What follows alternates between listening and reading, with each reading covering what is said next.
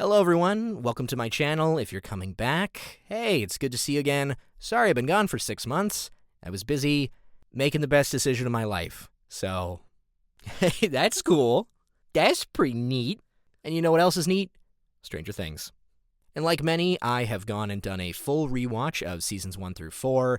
I've listened to breakdowns about the play, the first shadow, and seen countless theory videos up until this point, and I'd like to toss my hat in this ring on the eve of the end of Stranger Things Season 5. Except it's not the end of Stranger Things, because we're getting an animated Season 2.5 next year, so yeah, that's a lie.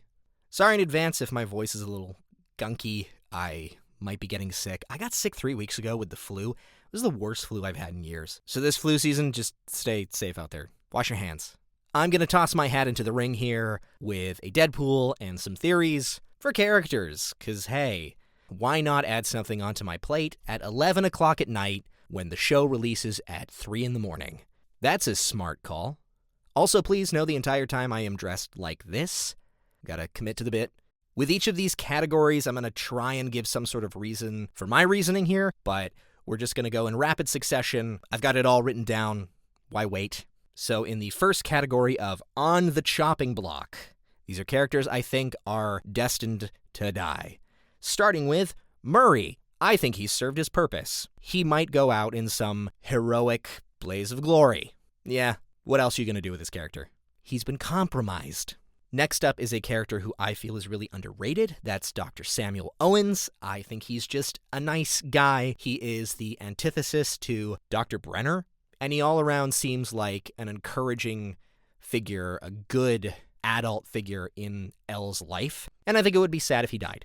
But he also has kind of served his purpose at this point, so sorry, Dr. Owens. First of the main cast I think is going to bite it is going to be Jonathan. I think Jonathan will die protecting his family. It's going to be him protecting Will or Joyce, maybe even Eleven, leaning more so that he will probably die protecting Nancy. I don't really see where Jonathan's story is going to go. He's flip-floppy about college. His future is very unknown. It would be a switch of expectations on Steve dying, which is a big theory that people have, and I will also get to that later. Next up is Vecna. Will he have a heel turn? Watch the breakdowns of the first Shadow play, because he might not all be evil, and it would fit with that theory of the 1 + 8 + 11 equals Nat 20, which was needed to defeat Vecna in that basketball D&D scene at the beginning of Season 4. Really great scene, really fun. I like that scene a lot. So we might need 11, Callie, and Henry to defeat the Mind Flayer. Or defeat Vecna, and maybe there's some phylactery shenanigans going on with Vecna's soul, a part of Henry that's locked away somewhere else that's good, the softer side of him that is seen in the play. This is a really quick one. If they appear, I don't think Yuri or Dimitri would make it out. I think they would show up, they'd go to help Hopper and Joyce, and they'd die. I like Dimitri a lot as a character. I think he's very fun. I'd love to see more interactions between him and Hop, but in particular, him and Joyce, because Joyce was someone that he heard about a lot through Hop, so that would be fun, but I don't think we're going to get much of that. If they do appear at all, they might just get name-dropped. I don't think they would make it out of this season. Next up, Ted. I think one of the Wheelers is biting it, and I think it's Ted. I think Ted could have a fun, badass moment where he sat on the couch for 4 seasons, and then he finally has this moment where a Demogorgon breaks into the Wheelers' house, and we think that Holly and Karen are gonna get killed, and Ted comes in, and he fights back the Demogorgon long enough that Holly and Karen can escape, or at least Karen, looking at those titles for this season, and some of the stuff that appeared in the trailer. Not the most recent one. I haven't watched the most recent trailer. We're so close to the release. What's the point of watching that trailer? But I think Ted's getting off that couch. I do. I really do. This one is the biggest if. It's the biggest gut punch in my opinion, but I think Dustin might be destined to die. It would really take out a fan-favorite character. If you have ever watched Firefly, there's a death in the movie Serenity that is very much how I feel people would react. I don't want to spoil that. I know the movie's like 20 years old now. But I don't want to spoil that for people who might be watching Firefly for the first time. It would suck to see Dustin go. He's so charming. He's so helpful. He had his big musical number moment with Susie that went super viral. But there is the bike lights theory. We see on the poster that both Will and Dustin have their lights on as Vecna's looming over Hawkins looking at them. And in the last season, the only person to have their bike lights on before they died was Eddie. So if that's a thing, then that's a thing. And lastly, for the chopping block, any new character. One tier down is the they feel safe section. I think Mike ends up with 11 and has emotional growth. That's what I think that they've made the end game. They've fought for that relationship with Mike and 11. Speaking of 11, I think 11 is going to live. I think she's going to lose her powers, though, and she will finally get an opportunity to just be a normal teenager. That she will get to make the choice to give up her powers to save the day, and that she just gets to go off with Mike and live her life and become a mama herself. Mike gets to become a papa. But she feels very safe to me. They're going to close the gate to the Upside Down. They'll defeat Vecna. Way. Next up is Max and Lucas. I'm going to group them into one. I think they're both safe. I think they end up together, and I think they move away from Hawkins. They've put them both through so much, in particular Max, that it would really feel too cruel, vindictive, just to kill Max off. Maybe I'm saying that because upon my rewatch, Max actually ended up being one of my favorite characters. I think Sadie Sink is so talented, and she really shines. She's essentially the main character of season 4 for half of it, so yeah. Max and Lucas, I think they're fine. I think they're going to move away. Next up is bad bitch Nancy Wheeler, who we love in this household. Big Nancy stands over here. I think she becomes a journalist. Maybe she ends up running the newspaper in Hawkins, but I think she does fulfill her career choice of becoming a very successful journalist. Following one Miss Wheeler are two more, Nancy, Holly. I think they're fine. I think they will learn about everything that's really inevitable. They're going to see Demogorgons or Vecna or whatever, but I don't see a point in getting rid of them. Ted, to me, really does feel like the Wheeler who's on the chopping block. They're coming for his perfectly crafted Season 5 premiere beard. Oh my god. How handsome that man is. Whew. Next up is Erica. What, you just fridge her? Just for the sake of it? To give Lucas motivate? Like, no, that feels dumb. I think she's going to become the next head of the Hellfire Club. I think he's safe, and I think he's incredibly underrated. Mr. Clark. I really like the character of Mr. Clark. You want to talk about much like Dr. Owens, who's just like a nice adult that is supportive of the kids? Mr. Clark. Don't lay a fucking finger on his head. Love that guy. Love his mustache. Love his passion. Mr. Clark. Where's the Mr. Clark spinoff where he's obliviously having all this stuff in the background happen and he's just there? And lastly, Susie. Be weird to kill her off. She's in Utah. Doesn't really make any sense. Unless she comes all the way to Hawkins. Next section of the list I have is called Just Bad Choices.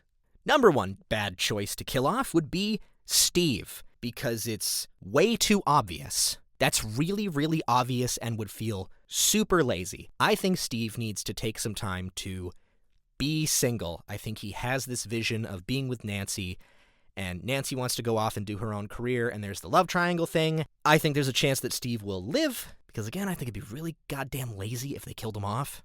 I might be being biased. He's a great character. Whatever, it's my list. Gives a shit.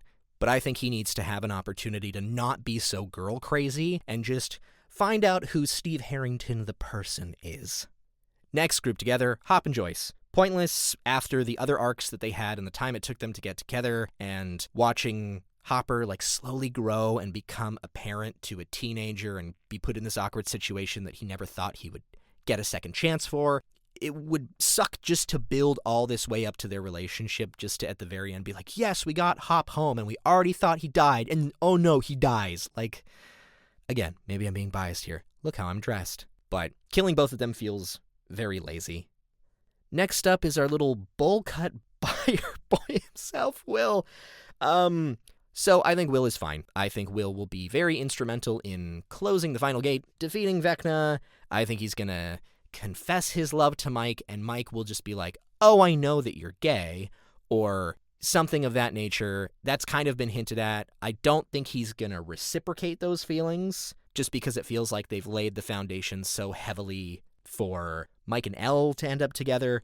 They always come back together in the end. And I think there is a chance that because of that, Will might leave Hawkins as well at some point. That poor kid has been through so much. Oh my God. Let him go off in the world. Let him explore himself and just deal with his trauma. Let that kid go to a proper therapist.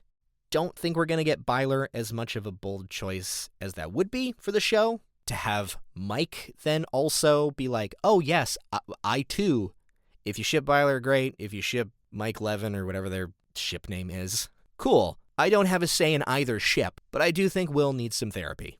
On the flip of that, though, I do think Robin is living. I think Robin is going to confess to Vicky, and Vicky will reciprocate those feelings. So we get one couple where it works out, and another potential couple where it doesn't. I did put Lucas in this category as well. It would feed into that lazy trope of killing off your, one main black guy in the horror story. And I feel like his character has a lot to go and do outside of Hawkins and really grow, find the type of person he wants to be. Are you sensing a theme? I think there's quite a few characters that could leave and go do self-exploration. And in a final note here, I want to talk about returning cast. Characters I think we're going to see in person. Max, Lucas, and Dustin's family. There's an odd chance that we might see the other members of the Hellfire Club, but I think they probably will have graduated at this point, so they don't feel like they'll be super important to the story. And then lastly, I think we're going to see the police station crew. I think we'll get some scenes in the police station in person, and we'll just see that returning cast. Returning faces, flashbacks, and hallucinations edition. These are characters I think are either going to be thrown into a one-off flashback or they will be used as a vision by Vecna to hurt people in the story. Starting off the first 4 slots of the list with the big Bs, Brenner, Bob, Barb, and Billy. Those characters are all important to main characters, so those actors coming in for a few hours on one day to shoot a scene, much like they had Billy return in Max's Vision in episode 4 of season 4, which I think is potentially the best episode of the whole series. Eddie, I feel, also falls into this category. People love Eddie so much. He's a fun character, so I think that they would bring him back, but getting so close, I don't know if they're going to do the full resurrected vampire right-hand man to Vecna thing that people were theorizing about. I bought into that for a little bit, but at this point, I don't know. I could see them having Vecna use Eddie in a hallucination to attack Dustin if Dustin does die. There's a chance that Callie could appear higher up on this list. She does rock up to Hawkins to help Eleven and Will take down Vecna at the end. Or maybe the Mind Flayer. But I do feel like we will see Callie again in some capacity. And the final category, oh my god, this is running on so long, is the honorable mentions category. These are characters who I think will be mentioned purely in name. They will not be seen on screen, maybe in a newspaper clipping. But these are characters that I feel like will get a little tip of the hat to. The Duffers did say they were going to try and bring back as many characters as possible for the final season in some capacity. So name drops is the easiest way to go about that. Starting with Callie's crew, because we just mentioned Callie. I think that it could be as simple as she said, oh, after that night, my crew disbanded, and I'm the only one still on my mission, and I'm here to help you. But the crew broke up, and that's all that we hear about it. Speaking of members of the crew by extension, Argyle and Susie's family. Apparently Argyle is not in season 5, and I think that there's a chance because of the romantic connection that Argyle and Susie's older sister had that he potentially just headed off to Utah to go hang out with Susie's older sister and smoke weed in his van. Next up, we have other victims of Vecna, being Fred, Patrick, and Jason. The basketball crew, those guys, I think any of them could be mentioned by name, but we won't see any of them appear again on screen. I don't know if Fred and Patrick have as much of an impact to our main characters to bring those actors back for a day. Barb and Billy and Bob and Brenner, definitely, but those other ones, not so much. I think we might get a mention of poor Alexei, just chugging a big-ass Slurpee in the sky. Rest in peace, Alexei.